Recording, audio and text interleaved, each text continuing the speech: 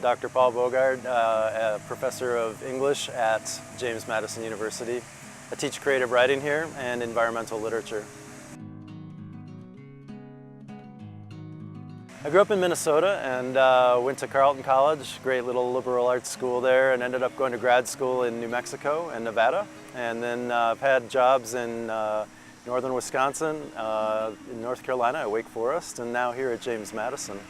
And my career has gone all over the place, both geographically and in terms of fields. I was a religion major in college and then studied environmental literature for my PhD.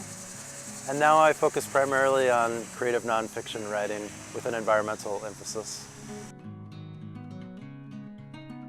My major research interests are environmental subjects, really. I try to convey in my creative writing how important the environment is to not only to animals and birds and plants, but also to people, that we rely on the environment all day long for everything we do. So my dream is to write books that everybody reads and enjoys reading, and that helps make them more aware of this beautiful world that we live in. I like to say that I would kind of like to change the world, and that's, a big goal. I work my way down from that. Part of publishing is being a good scholar, being a good professor, staying active, but really trying to make a difference is what I'm trying to do. I'm trying to, as I said, write books and publish books that a lot of people enjoy and that they read, and that tells us about what it is to live a meaningful life.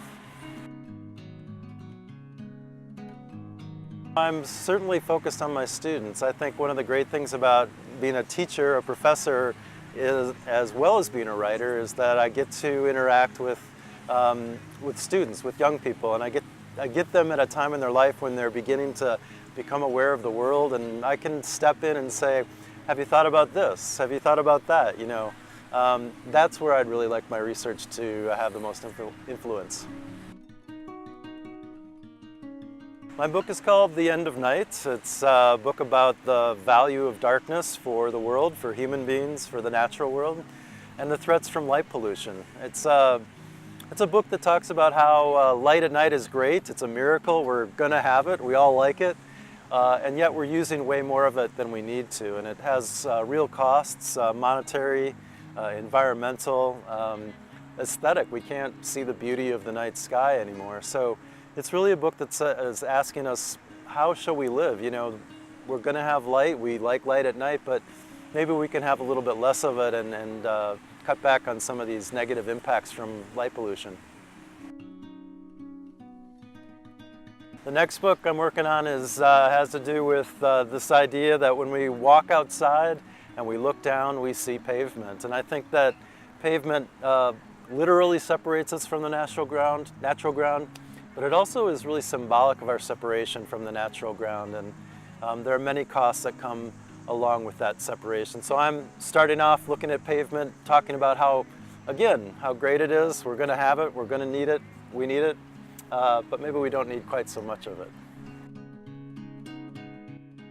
I have inspiring moments every day, I would say. I think that I can't think of one moment where I just thought that's the most inspiring moment, but I think every day in the classroom I'm trying to have inspiring moments, whether it's just getting the student who hasn't said anything for a while, who's kind of nervous, to speak up, or having that moment when I see the nodding heads where people really understand what I'm trying to say. When I get people to laugh, that's inspiring to me. And when I feel like I'm really sharing my love for the world, my love for education with my students, and I'm seeing that connection. I've done a lot of traveling, actually. As you can imagine, with a book about nighttime, I could go anywhere on Earth. So I spent a lot of time in Europe, all over the US, the Western US, spent a lot of time there. And for this new book, I'm proposing to go to Alaska and Peru and South America and back to Europe. So it's one of the things that makes my writing feel so great, is it gives me a good excuse to travel and have fun.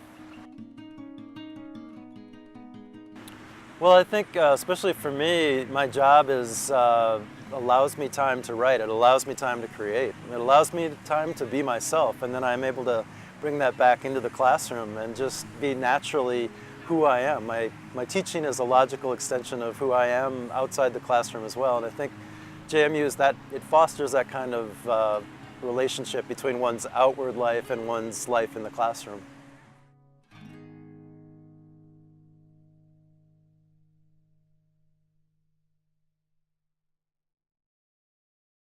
This video was produced by